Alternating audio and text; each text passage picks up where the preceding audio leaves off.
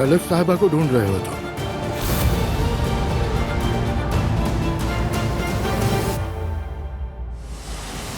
बाबा आप ऐसा कैसे कर सकते हैं, मुझे समझ नहीं आ रहा। कल सुबह 11 बजे एमरगान ग्रुपिंग मेंशन के सामने मिलो मुझे। नहीं, ये अजीब है। अब वो ऐसा हरगिज नहीं करेगा।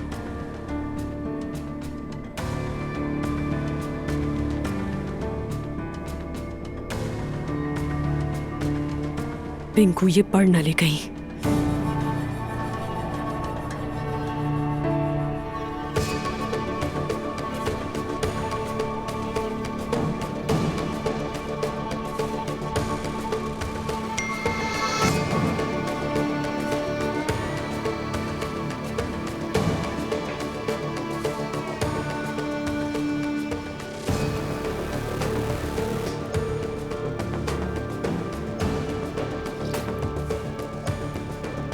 क्या मतलब है इसका?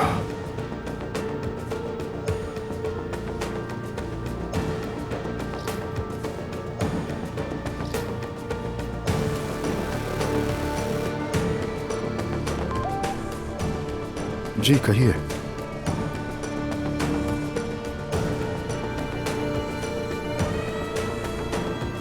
क्या आप फारिग हैं? हम बात कर सकते हैं?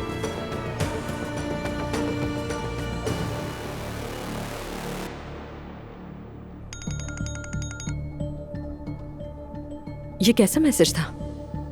क्या मतलब कैसा मैसेज? आपने मैसेज किया था। कब और कौन सा मैसेज? कि मैं तुमसे मोहब्बत करता हूँ, तुम एक लम्हे के लिए मेरे जहन से नहीं निकलती और मैं मजीद बर्दाश्त नहीं कर सकता। मैंने फैसला कर लिया कि मैं सबको अपने प्यार के बारे में बता दूंगा। कल सुबह 11 बजे मिलो। मैंने ऐसा कोई मैसेज नहीं भेजा। मुझे शक था, किसी ने आपके फोन से मैसेज भेजा है मुझे। जरूर आपकी बीवी होगी। ये नामुमकिन है। अब वो मुझे यकीन है इसका। वो मुझसे जलने लगी और मुझे तंग करने लगी है। क्या होता अगर मैं आ जाती वहां? ये तो शुक्र है कि मुझे मालूम है आप ऐसा नहीं कर सकते। जगह क्या बताई थी? एमरगान ग्रुपिंग मेंशन के सामने सुबह 11 बजे। इसका बंदोबस्त करता हूँ। क्या बंदोबस्त करेंगे आप, मुझे भी बताएं। फिक्र ना करें, संभाल लूंगा।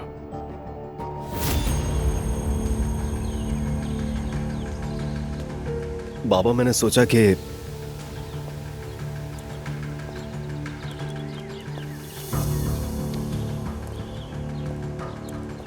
मुस्तफा ये सब तुम क्या कर रहे हो? शर्म नहीं आई तुम्हें? क्या है ये सब? बाबा वो मैं बाबा मत कहो मुझे। ये सब तुम्हारी बीवी के शैतानी दिमाग का किया धरा है। मुझे अफसोस है तुम पर। नायला को कुछ नहीं पता, ये सब कुछ मैंने किया है बाबा। तुम झूठ भी बोलने लगे हो। मैंने आपसे कहा ना कि मैंने किया है बाबा। वो मैसेज मैंने ही भेजा था।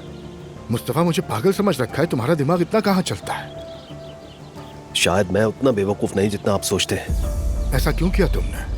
क्या तुम मेरे दुश्मन हो? ये सब किस लिए कर रहे हो? अपनी माँ की हिफाजत के लिए। क्या तुम्हारी माँ को हिफाजत की जरूरत है? मैंने आपको देखा है बाबा, एलिफ साहिबा के साथ खाना खाते हुए। हमारी कंपनी में भी वो कई बार आई। देखा था तो तुम्हें मुझसे पूछना चाहिए था। तुमने ऐसे कैसे सोच लिया?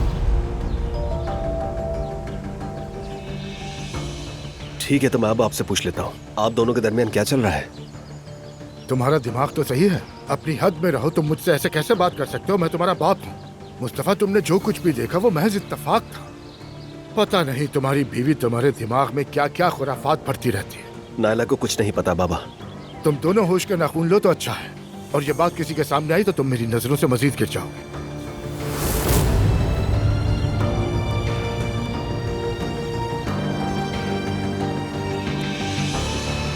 तुम मुझे सुबह नाश्ते के लिए कभी इस तरह नहीं बुलाती। सोचा कुछ अलग करते हैं। चलो वैसे अच्छा किया तुमने।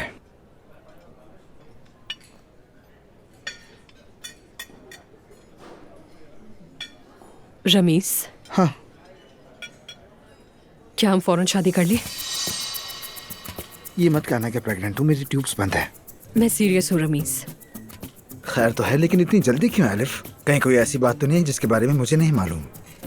बस मैंने सोचा कि शादी कर लेते हैं। और जितना मुझे याद है तुम्हें भी शादी की बहुत जल्दी थी, तो इसमें कोई बुरी बात तो नहीं है। मैं तुम्हारे इरादे नहीं समझ पा रहा।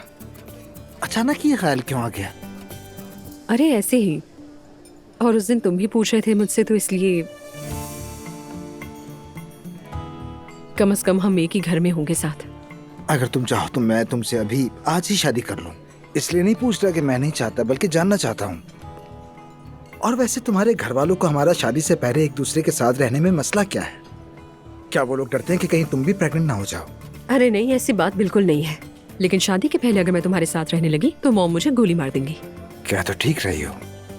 अच्छा एलिफ, ठीक है, फिर मैं जाता हूँ। शादी की तारीख का सोचता हूँ, लेकिन जब डेट फिक्स हो जाए या वो करीब आ जाए तो प्लीज ये मत कहना कि मुझे अभी नहीं करनी, मुझे वक्त चाहिए।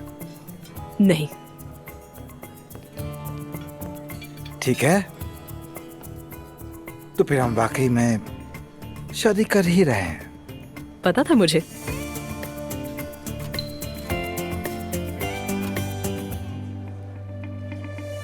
हेलो। बात हो सकती है? हाँ बिल्कुल हो सकती है, और मैं आप ही की कॉल का वेट कर रही थी। कुछ पता चला कौन था वो? मुस्तफा। यानी नायला। लेकिन उसका कहना है ये सब कुछ उसने खुद किया है। नायला को इसका पता तक नहीं है। जाहिर है वो तो यही कहेगा, अपनी बीवी को जो बचाना है उसने। खैर अब हमें बहुत मोहतात रहना होगा, उनका कोई भरोसा नहीं है, और मुझे आपसे मिलकर बात करनी है इस बारे में।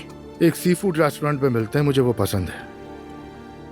हाँ जरूर आ जाऊंगी मैं 2 बजे गाड़ी भेज दूंगा। ठीक है। खुदा हाफिज।